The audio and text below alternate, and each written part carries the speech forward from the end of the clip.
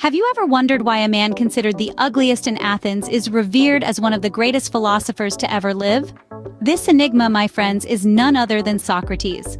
Born around 469 BC in the bustling metropolis of Greek culture, Athens, Socrates was a figure of intrigue and fascination. His early days were humbly rooted, the son of a sculptor, Socrates, and a midwife, Phaenarete. The influence of his parents was evident in his philosophical method, which drew parallels to the artistry of sculpting and the birthing process. His adult life was as much a spectacle as his theories. With his portly figure, bulging eyes, tattered clothing, and bare feet, he was deemed the ugliest man in Athens. Yet his physical appearance was an odd contrast to the brilliance of his mind.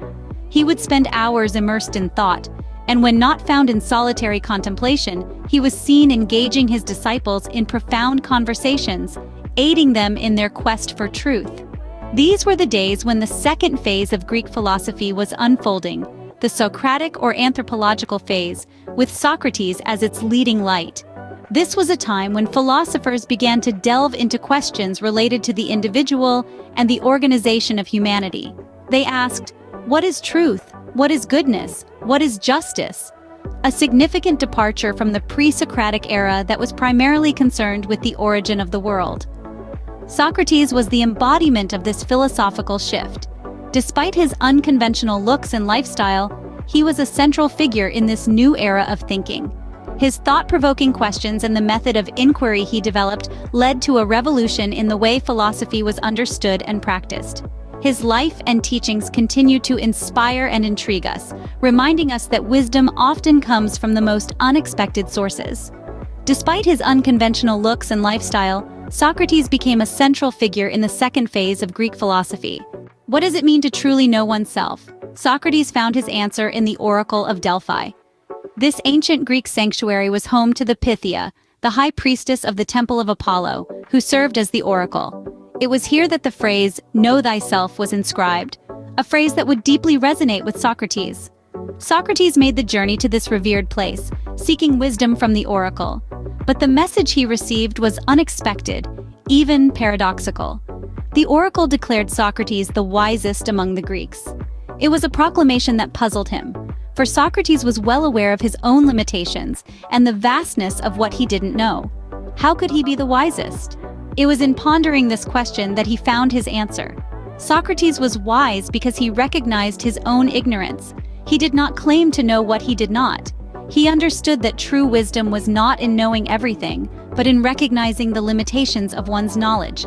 This was the essence of the oracle's revelation, the wisdom of knowing oneself. The phrase, "know thyself," became a cornerstone of Socratic philosophy. For Socrates, this meant acknowledging one's ignorance as the first step towards wisdom. It was a call for introspection, for self-exploration.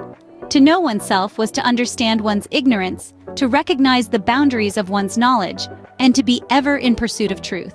In essence, Socrates' philosophy was a journey towards self-understanding. It was a quest for truth that started from within.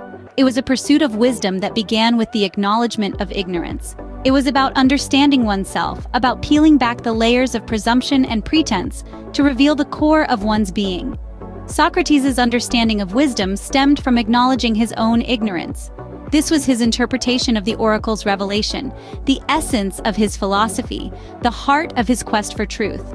It was this understanding that set him apart, that made him the wisest among the Greeks. It was this understanding that continues to resonate even today as we navigate the complexities of our own existence. How does one uncover the truth? For Socrates, the answer lay in conversation and questioning. This approach is now known as the Socratic method, a technique that involves relentless questioning to expose contradictions in one's beliefs and ideas. Socrates believed that through this method, one could uncover the universal truths that lay within each individual. The Socratic method is divided into two phases. The first phase is irony or refutation. Socrates would initiate a dialogue, asking his conversation partner to define a concept. However, as the discussion evolved, Socrates would skillfully lead his interlocutor to realize the contradictions in their own definitions, thus revealing their ignorance. The second phase of the Socratic method is known as maieutic, a term derived from the Greek word for midwifery. In this phase, Socrates would ask for various specific examples related to the subject under discussion. By analyzing these examples, Socrates aimed to identify their common element, which would illuminate the essence of the concept being explored. Let's consider a conversation Socrates had with General Laches, a highly respected Athenian military leader. Socrates asked the general to define courage. Laches provided examples of courageous acts, drawing from his extensive battle experience. However, Socrates was not satisfied with these examples. He engaged Laches in a dialogue, analyzing each case to expose their common element. This common element, Socrates proposed, would represent the concept of courage, the essence of heroic acts that would exist in any courageous act, regardless of the surrounding circumstances. This method of bringing to light was rooted in Socrates' belief that the truth lay within the individual. He held that people could not access this truth due to false ideas and prejudices. By removing these obstacles through relentless questioning and dialogue, Socrates aimed to reveal the universal truth that lay within each individual. In essence, the Socratic method is a quest for self-understanding. It's about questioning our beliefs and assumptions, seeking contradiction, and striving for consistency in our thoughts. It's a method that promotes intellectual humility, encouraging us to recognize our own ignorance and to continue our pursuit of knowledge.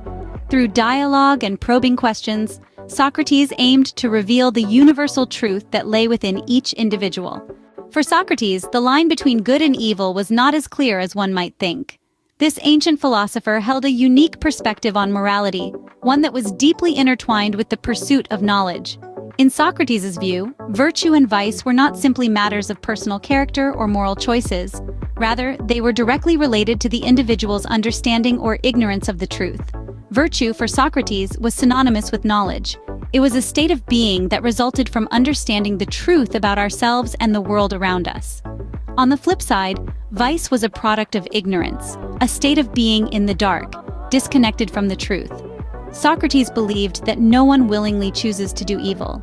If they act in a harmful or destructive way, it's because they don't truly understand what they're doing. They are, in essence, acting out of ignorance. This line of thinking led Socrates to a rather radical conclusion: no one does evil knowingly. This wasn't meant to excuse bad behavior or absolve anyone of guilt. Instead, Socrates was suggesting that the root cause of harmful actions was a lack of knowledge. For Socrates, the pursuit of knowledge was the highest calling. He saw it as the path to virtue, the antidote to ignorance, and therefore, vice. This was a deeply personal quest, requiring self-reflection and continual questioning. It wasn't enough to simply accept what others believed or what society dictated. Socrates' philosophy revolved around the quest for truth. He believed that every individual had the capacity for this pursuit, that the truth lay within each of us, waiting to be discovered. But this journey required courage.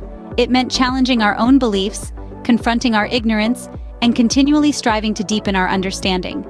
This is the essence of Socratic wisdom, the recognition of our own ignorance and the relentless pursuit of knowledge. It's a philosophy that values the questioning mind, the open heart, and the courage to seek truth, even when it challenges our most deeply held beliefs. In the eyes of Socrates, ignorance was the root of all vice, and knowledge, the path to virtue. Despite his unconventional approach to life and philosophy, Socrates left an indelible mark on the world. His influence extended far beyond the city limits of Athens, permeating the entire realm of Greek philosophy and setting the stage for future philosophical thought. Socrates' commitment to truth and knowledge was so profound that it even extended to his death. Accused of corrupting the youth and refusing to recognize the gods recognized by the state, he was sentenced to death by drinking a concoction containing poison hemlock. But rather than renouncing his beliefs, Socrates chose to meet his end with dignity, a testament to his unwavering dedication to his philosophical principles. His influence did not die with him. Instead, it flourished, shaping the minds of his disciples and future philosophers. His student Plato carried on his intellectual legacy, founding the academy in Athens where he taught Aristotle, another towering figure of Western philosophy. Together, Socrates, Plato, and Aristotle formed the triad that laid the foundation for Western philosophical thought. But Socrates' impact wasn't limited to just his students. His philosophical concepts and methods have been echoed through the ages. His insistence on questioning and self-examination invigorated the spirit of inquiry and introspection. His Socratic method, a form of cooperative argumentative dialogue, is still widely used today, particularly in educational settings to stimulate critical thinking. His profound belief in the virtue of knowledge and the idea that no one does evil knowingly continues to challenge our perceptions of morality and ethics. It compels us to scrutinize the depths of our understanding, to question our assumptions, and to strive for true knowledge. Socrates' legacy is a testament to the power of ideas and the enduring impact of a single, humble philosopher from Athens. His life and teachings have transcended the confines of time and place, resonating with individuals across cultures and eras. Over 2 millennia later, the philosophy and teachings of Socrates continue to provoke thought and inspire individuals worldwide.